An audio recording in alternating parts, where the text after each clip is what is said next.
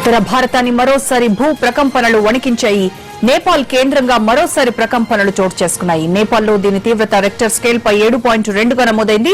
ఢిల్లీ, అలహాబాద్, గౌహతి, రాజస్థాన్, యూపీలోనూ ప్రకంపనలు చోటు చేసుకున్నాయి. నిన్నటి భూకంపానికే వణికిపోయిన జనం తాజా ప్రకంపనలతో తీవ్ర భయాందోళనలకు గురయ్యారు. భయంతో ఇళ్లు, అపార్ట్మెంట్లలోంచి పరుగులు తీశారు. తాజా భూకంప కేంద్రం ఖాట్మండుకు 110 కిలోమీటర్ల దూరంలో ఉంది. నేపాల్లో నిన్నటి భూకంపం తర్వాత వరుసగా ప్రకంపనలు చోటు చేసుకుంటూనే ఉన్నాయి.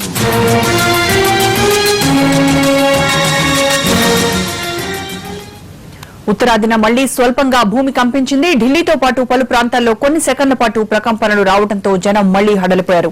మరిన్ని వివరాలు ఢిల్లీ నుంచి మా ప్రతినిధి ప్రసాద్ లైవ్ లో అందిస్తారు. ప్రసాద్, ఢిల్లీలో తాజా భూ ప్రకంపనలకు సంబంధించి పూర్తి ఇన్ఫర్మేషన్ ఏంటి? చాలా కొద్ది సెకండ్ల మాత్రమే భూమి కంపించింది. ఇది కేవలం ఆఫ్టర్ షాక్స్ అని సైంటిస్ట్ చెప్తున్నారు. ఇప్పుడే మెటలజికల్ డిపార్ట్మెంట్ సైంటిస్టులతో మాట్లాడితే వాళ్ళు చెప్పిన దాన్ని బట్టి ఈ రోజు ఉదయం 10:39 కూడా మరొకసారి ఆఫ్టర్ షాక్ వచ్చింది.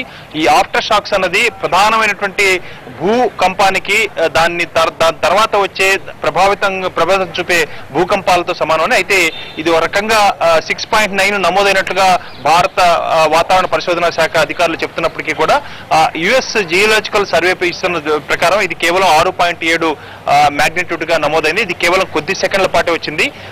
ఖాట్మండుకు 65 కిలోమీటర్ల దూరంలో ఉన్నట్టుగా చెబుతుంది. అదేవిధంగా కొడార్ అనే ప్రదేశానికి 17 కిలోమీటర్ల దక్షిణాన 17 కిలోమీటర్ల దూరంలో ఈ ఎపి సెంటర్ ఉన్నట్టుగా తెలుస్తుంది. 10 కిలోమీటర్ల లోతున ఈ ప్రకంపనల యొక్క భూకంప కేంద్రం ఉన్నట్లుగా యుఎస్ జియోలాజికల్ సర్వే ఇస్తున్నటువంటి సమాచారం ప్రకారం తెలుస్తుంది. దీనివల్ల ఉత్తర భారతంలోని పలు రాష్ట్రాల్లో కూడా భూమి కొద్ది సెకండ్ల పాటు కంపించింది. ప్రధానంగా పాట్నా, అదేవిధంగా ఉత్తరప్రదేశ్, బీహారు, గౌహతి ప్రాంతాల్లో కొద్దిపాటి ఈ భూకంపానికే ప్రజలంతా కూడా వణికిపోయారు. నిన్న వచ్చిన తర్వాత, ఈ భూకంపం వచ్చిన తర్వాత అనేక పలుమార్లు కూడా ఈ ఆఫ్టర్ షాక్స్ అనేవి వస్తూనే ఉంటాయి. కేవలం కొద్ది సెకండ్ల పాటు, అది కూడా మ్యాగ్నిట్యూడ్ చాలా తీవ్రత తక్కువగా ఉండటంతో అది ప్రధానంగా ప్రజలకు అంతగా తెలియదు. కానీ ఇప్పుడు వచ్చినటువంటి ఈ 6.9 మ్యాగ్నిట్యూడ్ ఉన్న భూకంపం మాత్రం కొద్దిపాటిగా కంపించడం జరిగింది. అదేవిధంగా కూర్చున్న వారంతా కూడా కొద్దిపాటు తొత్తుపాటు గురయ్యారు. అదేవిధంగా గ్లాస్ లో నీళ్లు కదలటం, కొద్ది ఫ్యాన్లు ఊగిపోవడంతో కొంతమంది భయాందోళనలతో గురయ్యాయి. ఆంధ్రప్రదేశ్ భవన్ లో ఉన్నటువంటి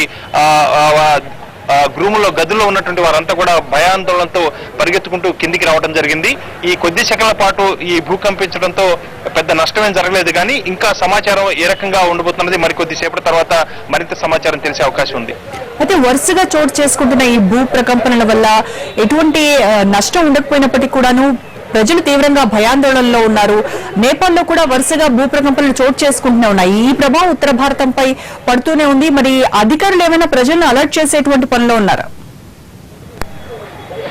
భారత వాతావరణ పరిశోధన అధికారులు భూకంప సిస్మాలజీ చెందినటువంటి సైంటిస్టులు చెప్తున్న దాన్ని బట్టి అతి తీవ్ర స్థాయిలో నిన్న భూకంపం సంభవించింది. అది 6.9, 7.1గా కూడా నమోదైనట్లుగా వివిధ సెన్సర్స్ ద్వారా తెలుస్తుంది. అయితే దాని తర్వాత సహజంగానే కొన్నిసార్లు ఈ ఆఫ్టర్ షాక్స్ అనేవి వస్తుంటాయి. అది 1-2 రోజుల పాటు కొనసాగుతాయన్నది సైంటిస్టుల యొక్క పరిశీలన. ఆ మేరకు గతంలో కూడా ఇలా జరుగుతూనే ఉంటాయి. అయితే తీవ్రత ఏ రకంగా ఉంటుందన్న దాన్ని దృష్టిలో పెట్టుకుంటే ఈ రోజు ఉదయం కూడా 6.1గా మ్యాగ్నిట్యూడ్ గా రిక్టర్ స్కేల్ పై నమోదైంది. కాబట్టి ఆఫ్టర్ షాక్స్ ఉంటాయి. ఆ తీవ్రతను బట్టి భూమి కంపించడంతో నిన్న జరిగినటువంటి ఈ తీవ్రత, దాని తర్వాత వస్తున్నటువంటి ఈ భూకంపనల వల్ల కొంత భయాందోళనకు గురవుతున్నది సహజమే.